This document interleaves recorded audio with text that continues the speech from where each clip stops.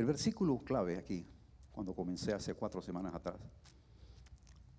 es 2 de Corintios capítulo 10, versículos 3 y 5.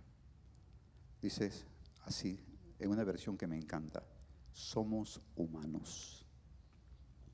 Somos humanos. Pero no luchamos como lo hacen los humanos. ¿Habrá alguien que diga amén? Usamos las armas poderosas de Dios, no las del mundo, para derribar las fortalezas del razonamiento humano. Sí, porque ahí estamos, para que ganar premio. El razonamiento humano, y para destruir argumentos falsos. Ayer Netanyahu desmintió muchas cosas. Destruimos todos los obstáculos de arrogancia que impide que la gente conozca a Dios. Nosotros somos obstáculos para que la gente conozca a Dios. Capturamos los pensamientos rebeldes y enseñamos a las personas a obedecer a Cristo. Así comenzó esto. Y han pasado 3 semanas, 4 semanas. Y yo pretendo terminar hoy con una invitación que le voy a hacer, que no la hago yo. A ver si vamos a obedecer en esta ocasión a la voz del Espíritu Santo. Pero cada uno toma su decisión. He hablado de 2 ejemplos que transformaron la historia de la humanidad. Y todo inició con un pensamiento. ¿Quiénes piensan aquí? Levanten las manos los que piensan. Todos, ¿verdad? Entonces, mire qué es lo que pensamos. Ya hablé del primer evento de la historia. ¿Sucedió? ¿Dónde? ¿Dónde sucedió ese evento? En el Edén. Lugar de perfección, ojo. Lugar donde todo era perfecto. Todo era perfecto. Y la pregunta es, ¿cómo puede ser que un lugar perfecto pueda surgir cosas como las que surgieron? Pues dígame sí, que sí. Pero dejo aquello que si alguien quiere escuchar, que pida las grabaciones, entonces puede escuchar todo lo que se enseñó allá. Pero tengo que irme hoy al segundo ejemplo, rápidamente. Yo estaba leyendo algo que dijo la Madre Teresa de Calcuta. El que no vive para servir,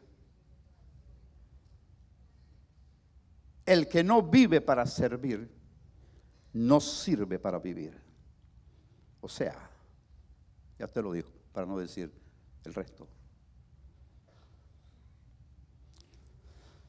Yo me puse a meditar frente a este segundo ejemplo de la historia, que hace todo lo contrario a lo que pasó en el primer ejemplo.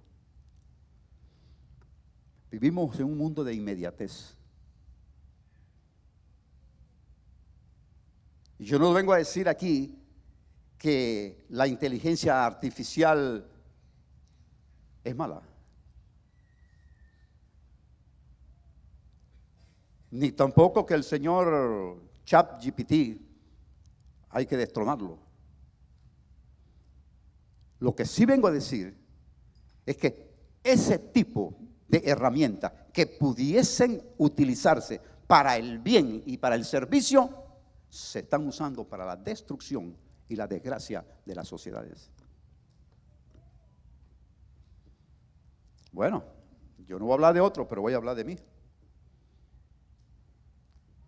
Que bien pudiera usar al señor, ¿cómo se llama? ¿Cómo es la cosa? ChatGPT. Quiero hablar sobre la oración. Y ya, listo. Porque el mundo de la inmediatez cambió esto.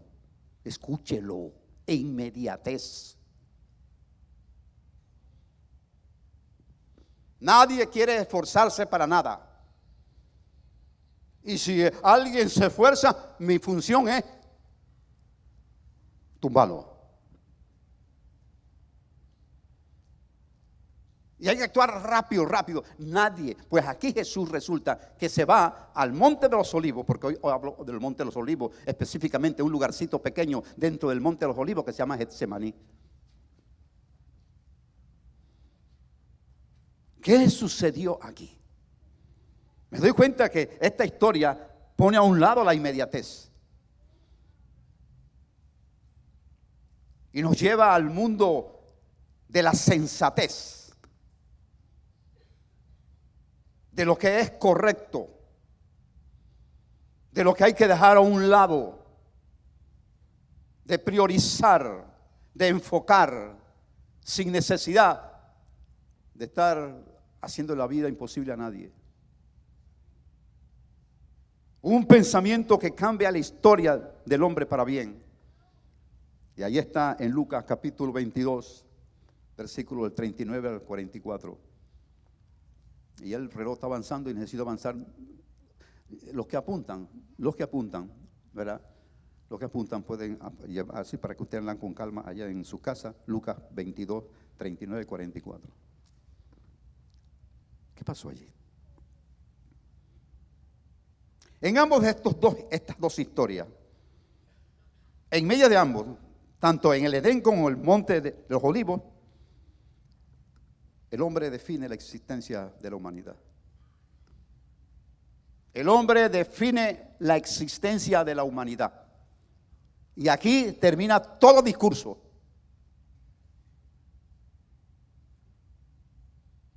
Jesús se encamina al lugar donde él, de costumbre, dice el texto bíblico, de costumbre, ojo esto, era un hábito de él, era una costumbre de él, no era algo mediático, era una costumbre. Él, donde él presentaba o enfrentaba sus grandes retos delante del Padre. ¿Cómo lo hacemos nosotros? Dios, ya tú sabes que necesito.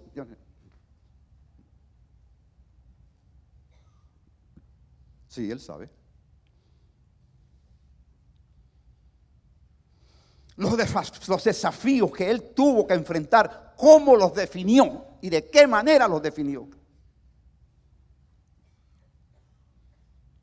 Somos humanos.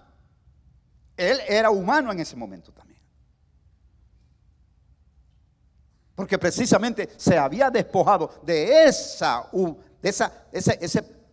lugar de ser parte de la Trinidad de Dios para venir a ocupar un lugar bajo. Él sabe que la hora ha llegado. Ojo, y en la profecía decía esta mañana, el tiempo ya ha llegado. Pero a nosotros puede que no entre por aquí y no salga por acá. Porque nuestro objetivo es otro. Porque nuestras prioridades son otras.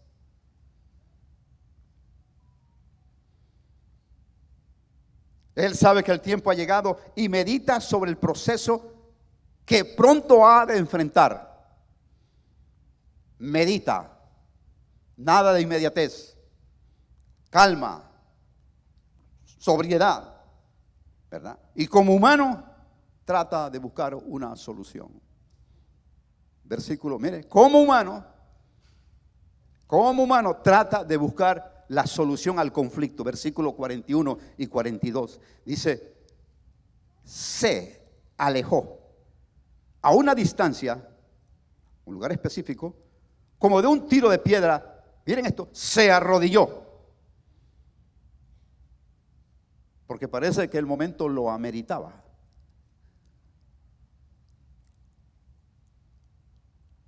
Pero la inmediatez no nos permite hacer cosas como estas. Se arrodilló y oró: Padre, si quieres, te pido que quites esta copa de sufrimiento de mí.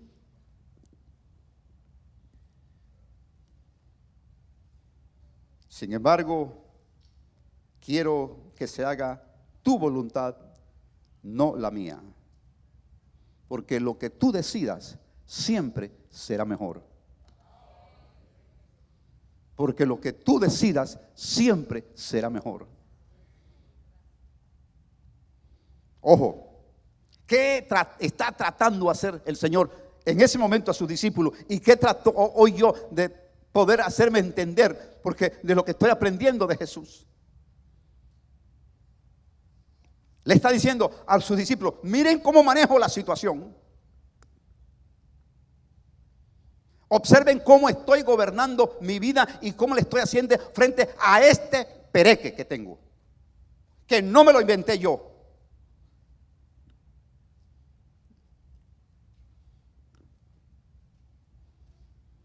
Dice el 43 al 46, entonces apareció un ángel del cielo y lo fortaleció. Oró con más fervor y estaba en tal agonía de espíritu que su sudor caía a tierra como grandes gotas de sangre. Finalmente se puso de pie y regresó a donde estaban sus discípulos. Ojo con lo que viene. Pero los encontró dormidos, exhaustos por la tristeza. ¿A qué se le parece esto? ¿A qué se le parece esto? Él está batallando, él está luchando, ¿verdad? Yo no sé si ponerle el nombre, si esta causa es justa, no es justa. Hubo por ahí una causa justa, de la cual casi todos nosotros somos testigos. Y usted sabe de lo que le estoy hablando. Pues ellos consideraron que era el momento para dormir y descansar.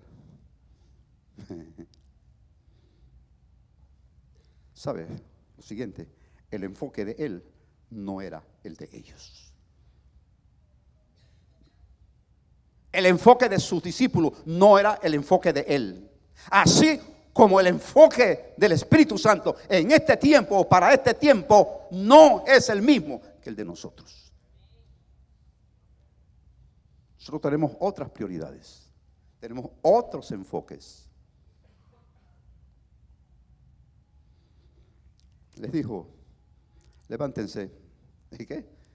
Y vayan a refrescarse, tómense una chicha, un raspado, ¿para qué?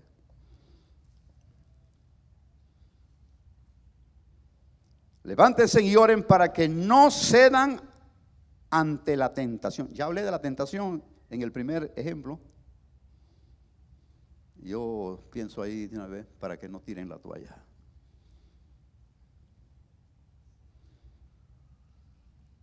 Pero yo trato de regresar para ir articulando esto y viendo cómo iba yo armando esta cosa.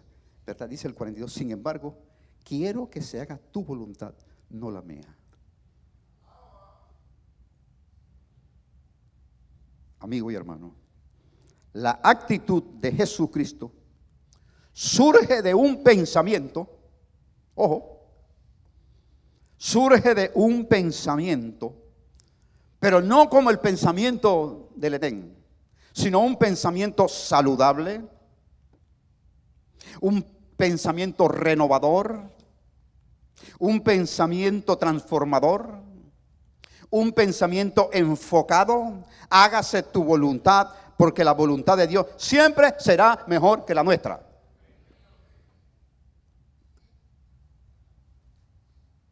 Que la voluntad de Dios siempre nos guiará, siempre nos enfocará hacia nuestro mejor destino. Pase esto, pásela a la siguiente. Yo quiero que miren eso.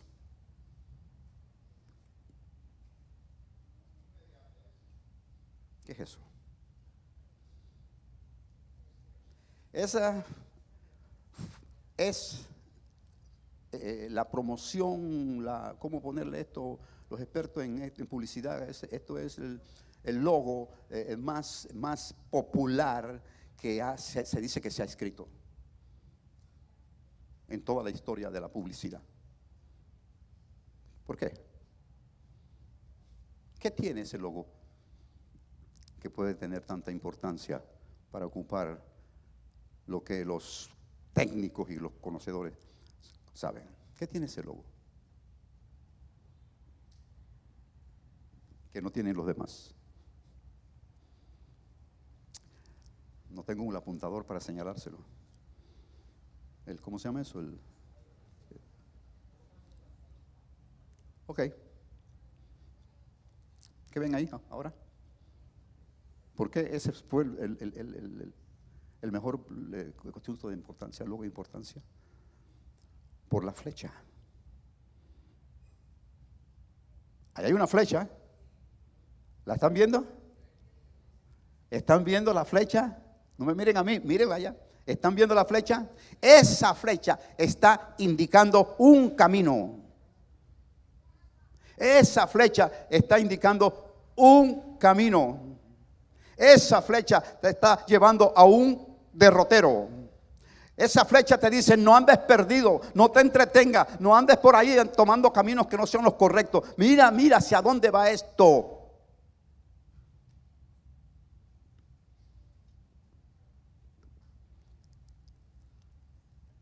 ¿Sabe usted que este tema de la imagen de Dios emana, surge, nace no de cualquiera, sino de lo que se conoce como el arquetipo?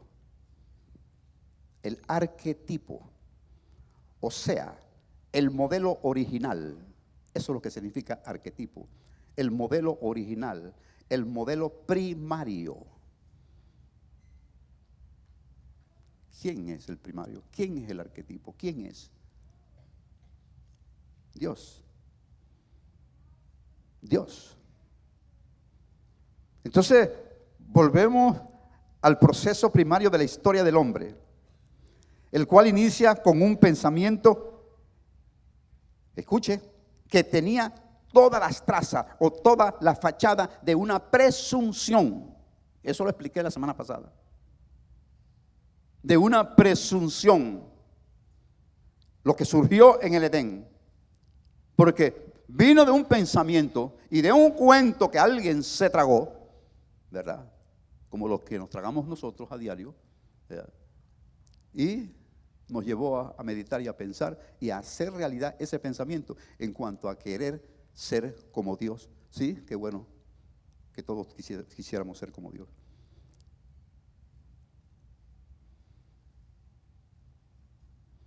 Entonces, yo me encontré con un gran aporte de un gran teólogo que se llama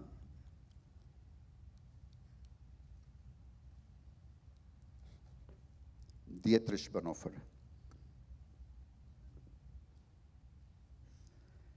Señala el teólogo Bonhoeffer lo siguiente: la imagen de Dios debe ser restaurada en el hombre, y esto tiene que ver con todo su ser, no con un parte, con todo su ser.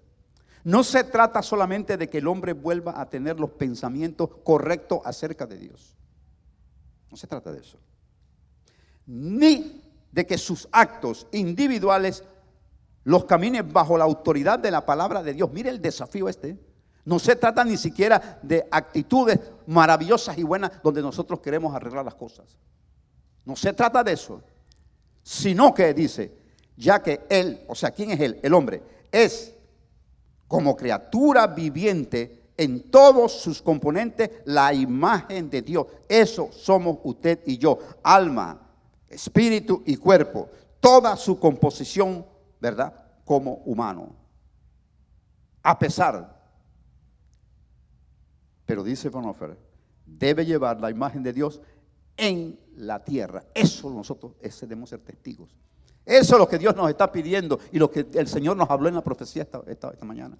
No cambien, hablen la palabra, divulguen la palabra, digan las cosas como son. Y dice Bonhoeffer, eso es lo que debería ser o suceder en cada uno de nosotros. ¿Por qué? Dice, es que Dios solo se complace en su propia imagen perfecta. Ay, Señor. Qué desafío el suyo y el mío. Y cuando yo dije, ¿cómo? ¿Cómo? Bueno, mostrando, actuando en concordancia del carácter de Dios. Y de una vez el Espíritu de Dios me lleva a meditar en esto y pensar en esto. Y medito y pienso en cómo estos hombres como Pablo, Pedro y todos ellos, y cómo este mismo Bonhoeffer se atrevieron inclusive a dar su vida por una causa que sí es de verdad justa, por una causa que sí es correcta, que tiene que ver con lo que Dios nos está pidiendo. Divulguen la palabra, hablen la palabra. Pero para poder divulgar la palabra y hablar la palabra, tengo primero que vivirla. Porque esta gente sí se atrevió a hacerlo. ¿Qué es lo que pasa conmigo que yo estoy escondiendo cosas? Lo más importante, la noticia más importante. Entonces, llegué a una conclusión: solamente quedan dos alternativas, no hay otras. Solo quedan dos alternativas. Primera, o el hombre se sigue modelando a sí mismo, el creer que yo soy la panacea.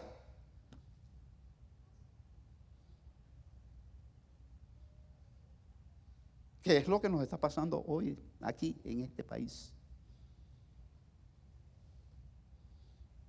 No se trata la ley 400, la 462. No se trata de los acuerdos hechos. No se trata de eso. No se trata de la mina. Se trata de nosotros que no logramos comprender y entender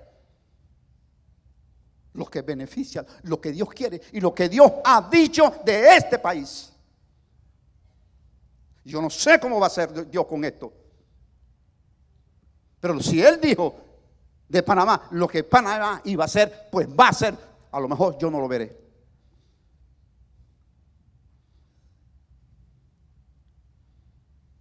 O el hombre sigue modelándose a sí mismo en el Dios, Dios minúscula,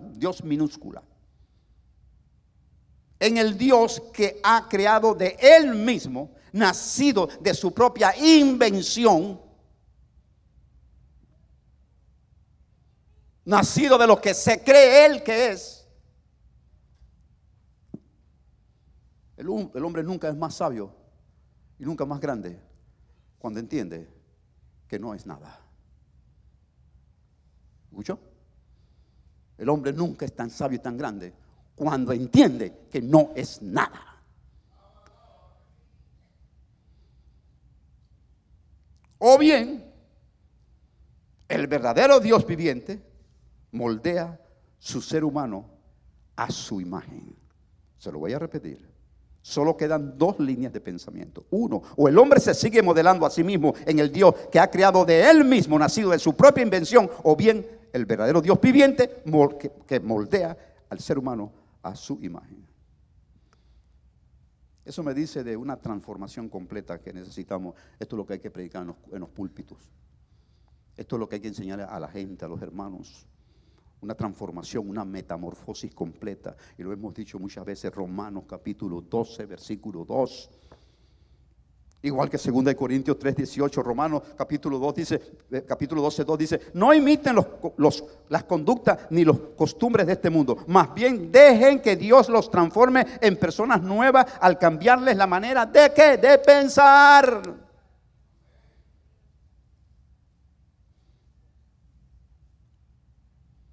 Entonces aprenderán a conocer la voluntad de Dios para ustedes, la cual es buena, agradable y, mire usted, perfecta.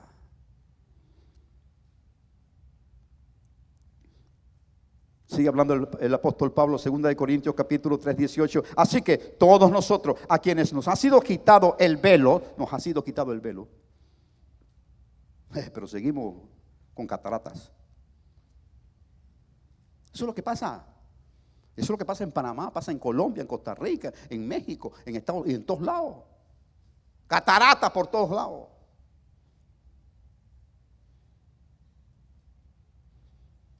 A ustedes que se les ha sido quitado el velo, podemos ver y reflejar la gloria del Señor. Yo dije, ay, qué gloria reflejo yo, Dios mío. El Señor, quien es el Espíritu, nos hace más y más parecidos a Él. Wow. A medida que somos transformados para la gloria, para la gloriosa imagen, para su gloriosa imagen. Hermano, la forma en que lo estamos haciendo no lo vamos a lograr. Esa religiosidad en la que estamos viviendo nosotros, eso no sirve. Yo estoy un poquito hoy como, eso no nos lleva a donde Dios quiere que lleguemos. Yo me hice una pregunta: ¿cómo puede ser posible que el ser humano sea transformado a la imagen de Dios? ¿Cómo puede ser eso? ¿De qué forma? ¿Cómo se produce esa metamorfosis en la vida de nosotros? Toda vez que el hombre caído no puede por sí mismo encontrar y tomar la forma de Dios de nuevo, solo hay una manera de ayudarlo. Solo había una manera. Después de ser portador de una naturaleza caída, pecaminosa, solo había una manera de lograrlo. Dios mismo toma de forma de hombre y viene por él. El mismo Jesucristo, el Hijo de Dios, quien vivió en forma divina con su Padre, como lo expresa el libro de Juan capítulo 1, 21, cuando dice, Él estaba con Dios en el principio. No hay forma de arreglar esto. Pero vio tu bajeza, mi bajeza, vio todo mi vida que no servía y que no iba a cumplir y lograr ese propósito que él tenía. Se despoja de su forma y viene a los hombres en forma de siervo. Filipenses capítulo 2, versículos 5 y 7 dice: tengan la misma actitud que tuvo Cristo Jesús.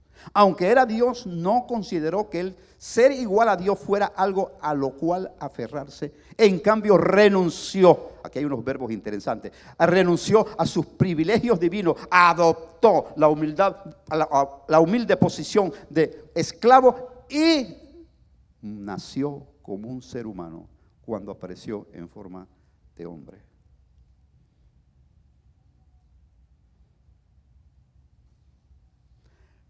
Esto nos lleva a hacer algunas conclusiones, como cuál. Hermano, ninguna filosofía humana, ninguna filosofía humana, ni la mejor religión que exista, podía alcanzar la meta o propósito que Dios tenía con el hombre. Yo debo destacar que hoy día es cierto que el hombre gobierna ahora en un mundo subyugado.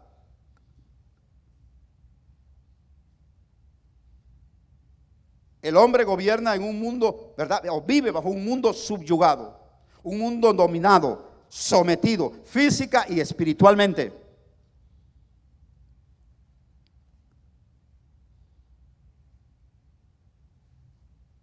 Debido a que Dios, el hombre hizo a su Dios, hizo su Dios, a Dios, no sé ni cómo expresar esto, y se hizo Dios a sí mismo. Yo soy mi Dios.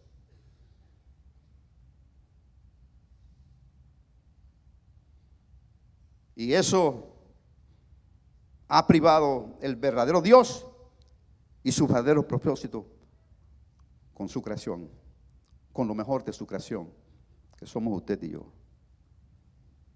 Pero el apóstol continúa tratando de hacernos entender la necesidad de renovar nuestra mente. Y ahí en 2 Corintios capítulo 10 vuelve a martillar algo interesantísimo, versículos 4 y 5, cuando dice: usamos las armas poderosas de Dios, no las del mundo. Usamos las armas poderosas de Dios, no las del mundo, para derribar la fortaleza del razonamiento humano. Dios mío, el razonamiento humano, para destruir argumentos falsos.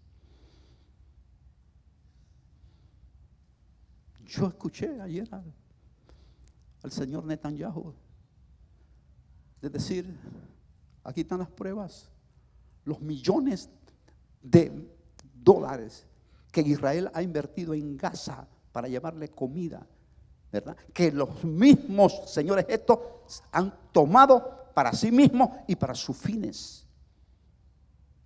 Pero solamente en las noticias es bomba, bomba, bomba, muerte, bomba, destrucción. Y tú dices, qué maldad.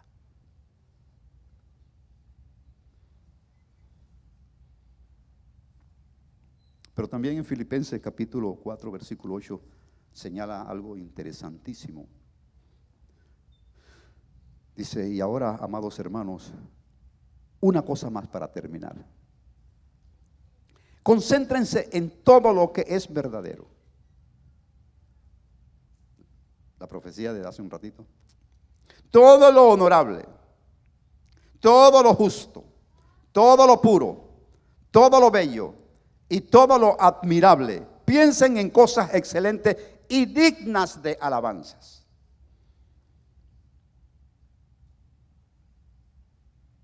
Las riquezas naturales y geográficas que Dios le dio a esta nación no las tiene casi nadie. Somos un país privilegiado.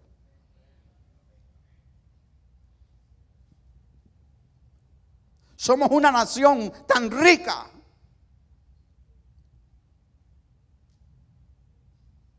donde ningún panameño ni a alguien que ha venido del exterior a vivir con nosotros tuviera que estar viviendo como estamos viviendo. ¿Quiénes son los culpables de esto? ¿Quiénes somos los responsables de esto? ¿Quiénes son los culpables de que la niñez y la adolescencia de esta nación se pudra en la ignorancia?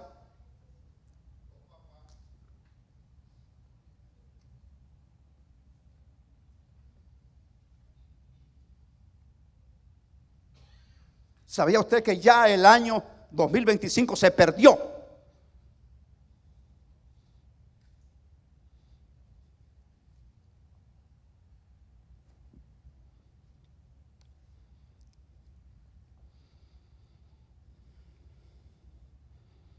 Romanos capítulo 30,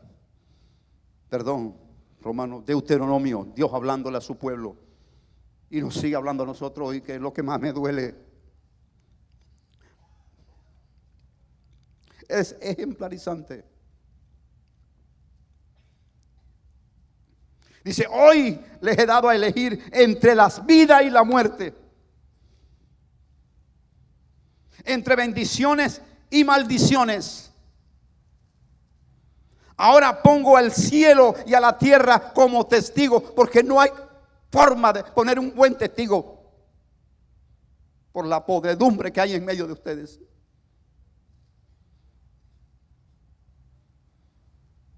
De nosotros. Ahora pongo al cielo y a la tierra como testigo de la decisión que tomes. De la decisión que tomes. No culpemos a Dios donde estás.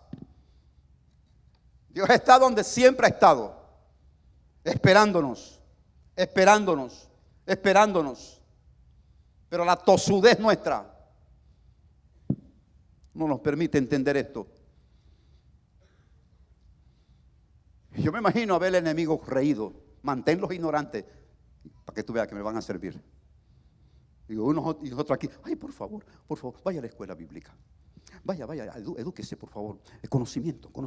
Nada va a cambiar si no es a través del proceso educativo. Por favor. Pero como esa no es prioridad nuestra,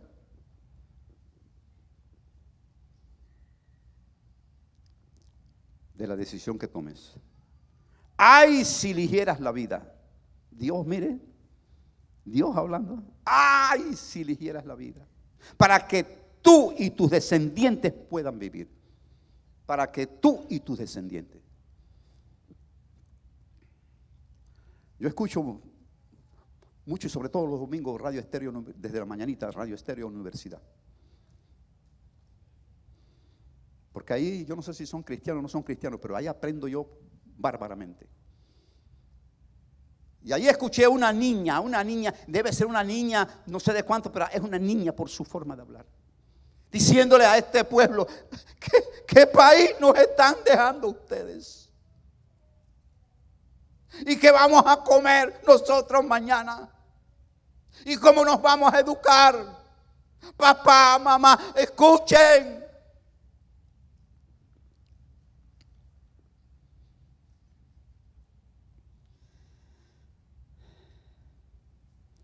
Hermanos, la vida está compuesta de etapas. Y a medida que crecemos dejamos atrás etapas de infancia y adolescencia y de adultos. Nos percatamos que ya ciertas actitudes como pensamiento y razonamiento no son útiles ni propias y menos funcionales para nuestras necesidades. Eso es lo que debiera ser.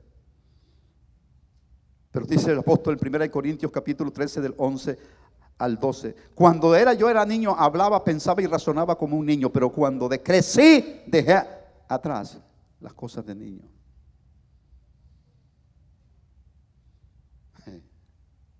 Ahora vemos todo de manera imperfecta, como reflejos desconcertantes, pero luego veremos todo con perfecta claridad. Todo lo que ahora conozco es parcial e incompleto, pero luego conoceré todo por completo, tal como Dios ya me conoce a mí completamente. Y apunté, de igual forma, mientras crecemos en las cosas de Dios, progresamos espiritualmente. Si no conocemos las cosas de Dios, si seguimos en la ignorancia de las cosas de Dios, no vamos a crecer espiritualmente, donde Dios nos está llamando. Amados, dejemos nuestra inmadurez espiritual. Si nosotros amamos a nuestra familia, a nuestros nietos, a nuestros hijos, si amamos esta tierra, dejemos la inmadurez espiritual.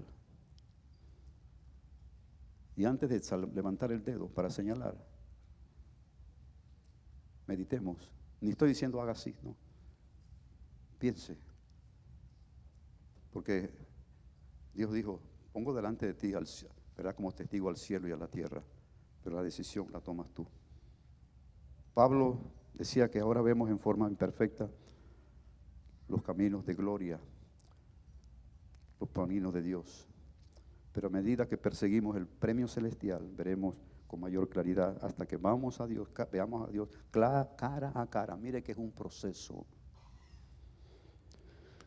Pero ese proceso necesita ser administrado. Ese proceso tiene que ser tutelado.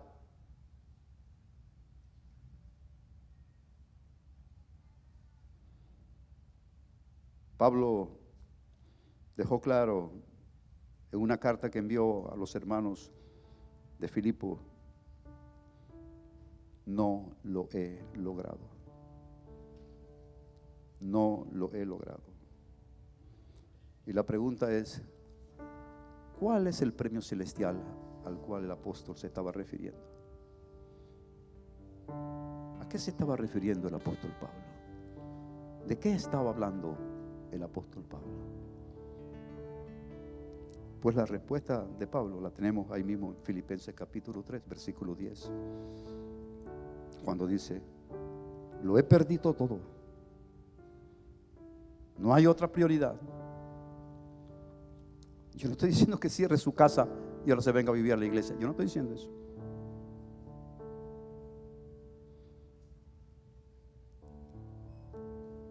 Yo dije que este proceso necesita ser administrado. Porque también hay que trabajar, porque el que no trabaja y no provee para lo suyo,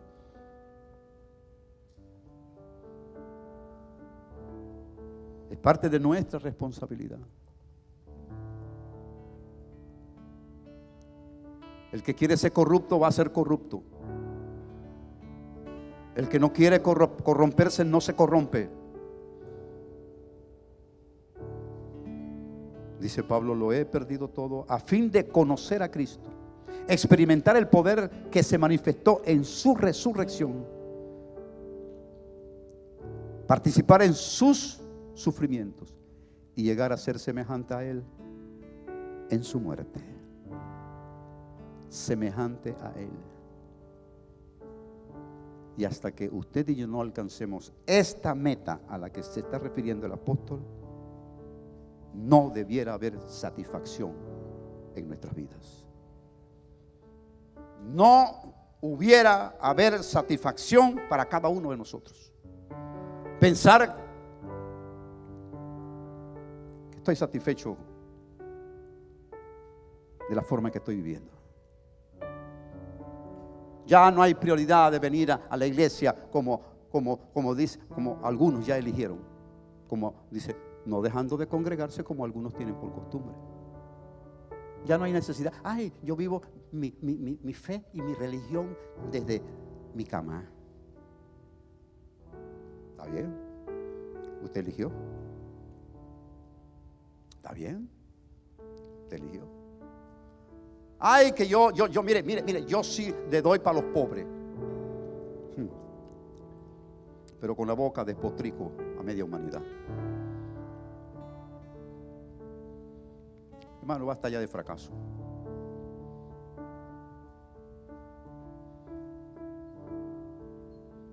¿Qué nos queda? Buscar y conquistar el corazón de Dios otra vez. Le dije a la profesora Elena ahora mismo, cuando cantaron el corito el poderoso de Israel, yo le dije, profesora, ¿se acuerda? Ninguno se quedaba parado. Todos brincábamos para al altar.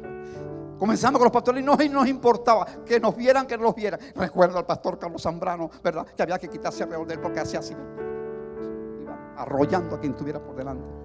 Y ¡pum! Al piso y se levantaba y volvíamos.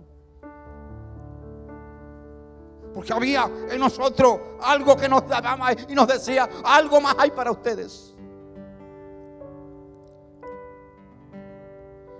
Y así fuimos conquistando y abriendo trochas.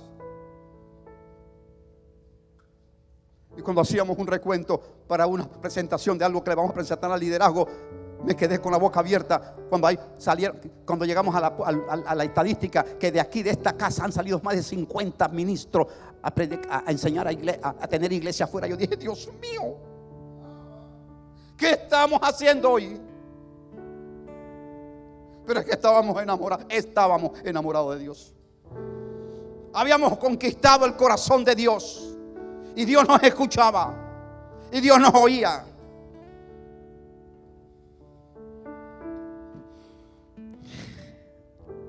Tomemos la decisión. O el Edén con sus componentes de engaño, mentira y descalificación, o Getsemaní, o Monte de los Olivos, con la armadura de la oración, el arma del perdón, el alma del amor, y veamos a Dios hacer maravillas. Pero eso depende de cada uno de nosotros. Póngame de nuevo mire cómo, póngame, devuelva por favor. Mire cómo resolvía él.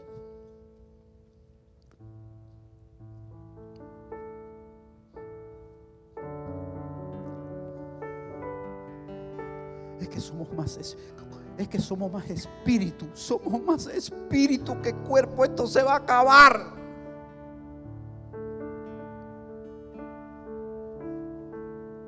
No juegue, esto se va a acabar.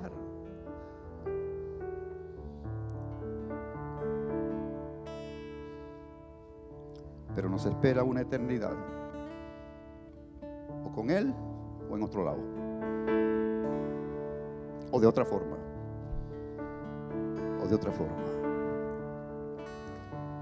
FedEx.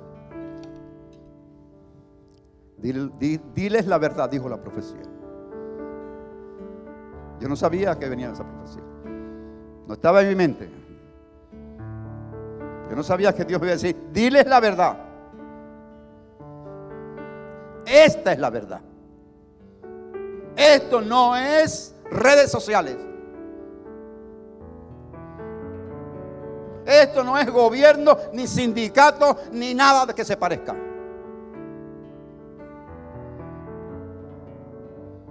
Esta es la verdad. Ahí está la flecha.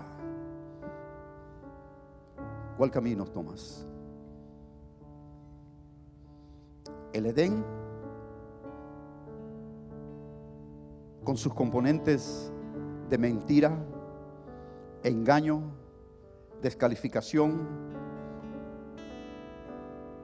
o Getsemaní,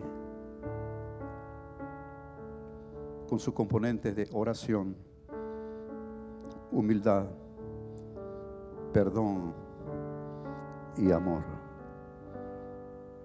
Se trata de tu Dios, escúchalo.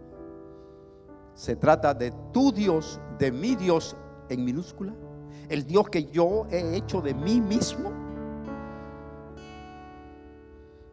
O se trata del único verdadero y grande Dios, el poderoso de Israel.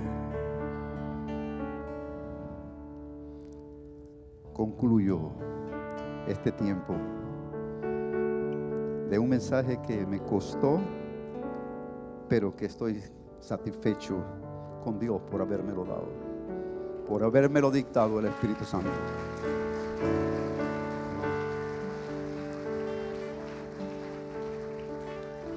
Ahora yo pretendía, como yo todo lo escribo y no dejo las cosas a mi imaginación porque yo no soy tan inteligente, yo tengo la necesidad de desafiar a esta iglesia.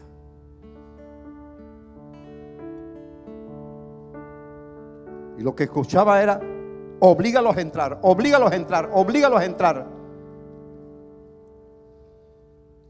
A que cambiemos la historia de esta casa y regresemos a la casa vieja.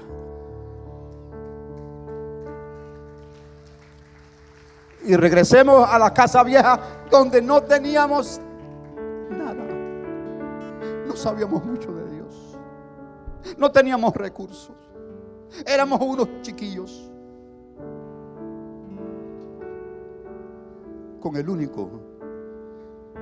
la única verdad es que amábamos a Dios con todo nuestro corazón. Que era nuestra prioridad. No teníamos tiempo para otra cosa. Pero seguíamos estudiando. Y los que trabajamos seguimos trabajando. Pero aún nuestro trabajo era lo que sostenía, o lo poco que adquiríamos en nuestro trabajo era lo que sostenía a la iglesia. Y adquirimos terrenos allá en Bellavista, que todavía parte de ese terreno es nuestro. Y adquirimos tierras. Cierto es que tuvimos que pedir prestado. Nunca me olvido una deuda de sobre $800,000 con el banco exterior. Y la pregunta es: ¿cómo hicimos? Dios estaba con nosotros. No sabíamos mucho de Dios, pero Dios estaba con nosotros. ¿Y sabes qué?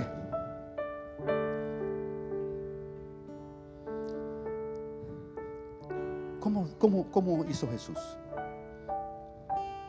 ¿De qué manera? Porque hubo un momento en que los discípulos se dieron cuenta y querían ser como Él. ¿Cómo Él define las cosas? Mira, ¿cómo está haciendo? ¿Cómo vive? ¿Qué hace?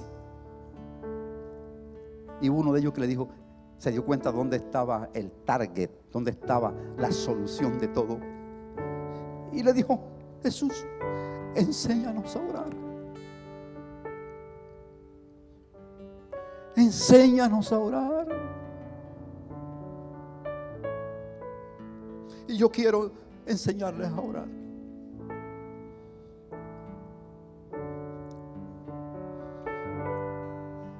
Jesús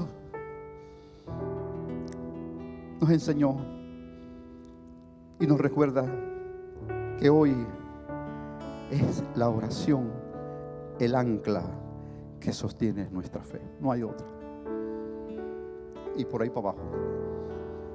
Si usted me acompaña el próximo miércoles, porque ese culto del miércoles debe o debiera constituirse en el culto más fuerte y poderoso de esta casa.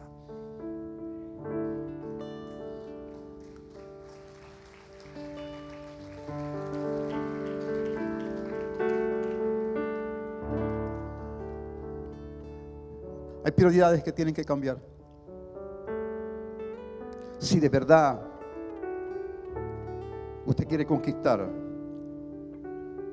o que Dios le premie frente a esa montaña que usted tiene que adelante, porque aquí todos tenemos desafíos.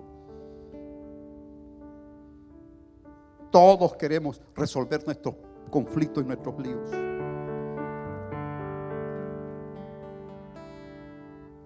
Pero no hay otra manera de hacerlo. Estoy enfermo, sí. Bueno, Jesús dice que por su llaga nosotros recibimos salud. Pero no es sentado mirando para Jesús. La oración trae paz, desata el poder de Dios, el propósito de Dios en nuestra vida. Entonces pregunte, ¿por qué es tan fácil dejar que la oración caiga en el olvido nuestro? No puede ser. Entonces, yo lo voy a esperar el miércoles aquí a usted. Y pongo de testigo al cielo y a la tierra de que yo hice lo que tenía que hacer. Ahora usted decide. Ahora, hablaba ayer de esto con producción y le dije, esto es lo que Dios ha puesto en mi corazón. Todo el que venga va a ser premiado. Todo el que regrese va a ser premiado. ¿De qué manera? Bueno, Dios sabe de qué manera. Ahora no venga por el premio. Si viene por el premio, mejor no venga.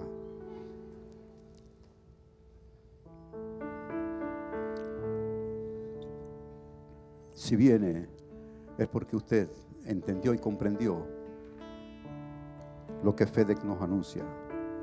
Hay un solo camino. Los que le dicen a Dios en este momento, esa agenda del miércoles tachada. Porque yo soy parte de un ejército vencedor. De un ejército vencedor. Lo repito, casa de oración, ¿verdad? Que tiene su fundamento precisamente en un versículo bíblico. Casa de oración para todos los pueblos. Lo fue antes. Hemos cedido lugar, pero vamos a reconquistar lo que Dios nos había ya dado como potestad nuestra. Póngase los que deciden estar el miércoles aquí junto con mi esposa y mi persona y el resto de los pastores. Y los que no, también póngase de pie.